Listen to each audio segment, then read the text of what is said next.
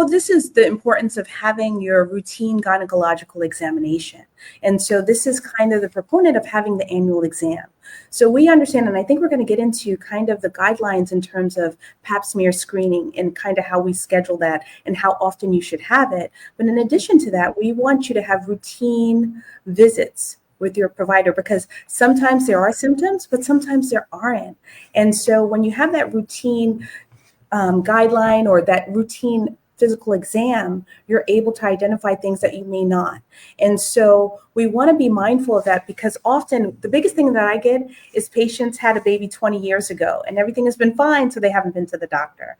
And so, or they will miss those warning signs or anything, or those red flags, because they thought it was nothing, right? It could have been stress. I lifted something heavy.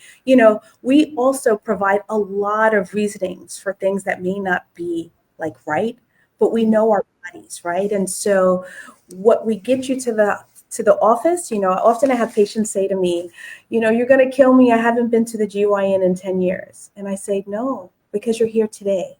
So we're not thinking about yesterday, you're here today. And that takes a lot of bravery, because coming to that exam, that's the most invasive, not so personal. There's no other office where you have to completely get disrobed and see your provider.